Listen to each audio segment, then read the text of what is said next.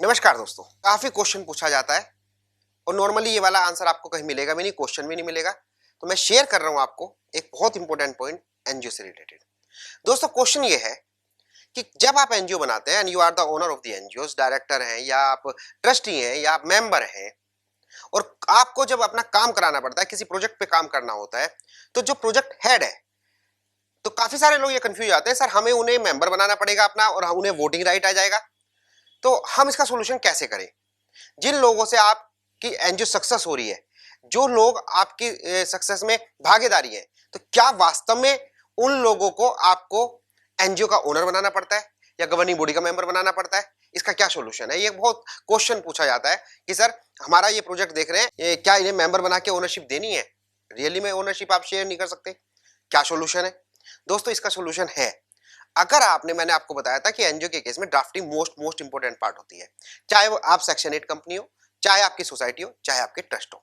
दोस्तों ड्राफ्टिंग के टाइम आपको उसमें ये लिखवाना चाहिए कि जो बोर्ड है या गवर्निंग बॉडी है, वो कभी भी अपनी कमेटी और सब कमेटी बना सकती है।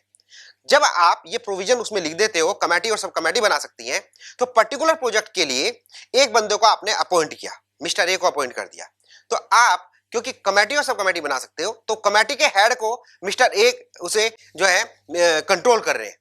नाउ वो कमेटी के हेड भी बन गए और उस पर्टिकुलर प्रोजेक्ट के कंट्रोल भी कर रहे हैं, लेकिन वो एज ए ट्रस्टी या एज ए गवर्निंग बॉडी का मेंबर होना जरूरी नहीं है।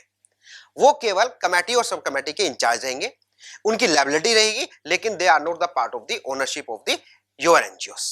तो कमेटी और सब कमेटी जब आप ड्राफ्टिंग करें, तो कमेटी और सब कमेटी का प्रोविजन जरूर डालें, क्योंकि कितनी बार होगा कि आपको प्रोजेक्ट मिलते हैं एनवायरमेंट वाले, कभी एजुकेशन से मिल जाते हैं, कभी आपको एनर्जी पे मिल जाते हैं, तो अलग अलग क्वालिटी, अलग अलग बंदे चाहिएंगे आपको, तो क्या सबको ओनरशिप देते रहोगे? नहीं, प्रोजेक्ट वाइज अगर आपने कमेटी और सब कमेटी आपने उसमें डाला हुआ है, तो उस पर्टिकुलर कमेटी बनाइए कि ये एनर्जी वाले प्रोजेक्ट को देखेगी, सब कमेटी बनाइए कि ये दिल्ली की देखेगी या ये राजस्थान की देखेगी या ये बॉम्बे की देखेगी, और इस तरह से कंट्रोल करके आप अपने मैनेजमेंट को बचा सकते हैं और डिफरेंट लोगों से अपनी सर्विस भी ले सकते हैं, एक्सपर्टाइज सर्विस भी ले सकते हैं।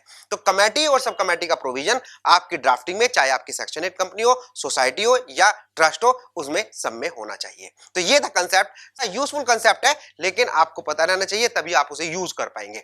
अदरवाइज कितने केसों में ऐसा होता है, अभी आप एक्साइटमेंट में जब आपके पास कोई प्रोजेक्ट आता है, तो प्रोजेक्ट दिलाने वालों को आप मेंबर बना लेते हैं, प्रोजेक्ट रिपोर्ट बनाने वालों को गवर्निंग बॉडी का मेंबर बना लेते हैं, ओनरशिप में शेयर कर लेते हैं, और जैसे वो शेयर करते हैं तो फिर आपको प्रैक्टिकल प्रॉब्लम आती है। तो दोस्तों इस चीज को सेव करना, मुझे उम्मीद है कि आपको ये छोटी सी इंफॉर्मेशन बहुत वैल्यूएबल रही होगी।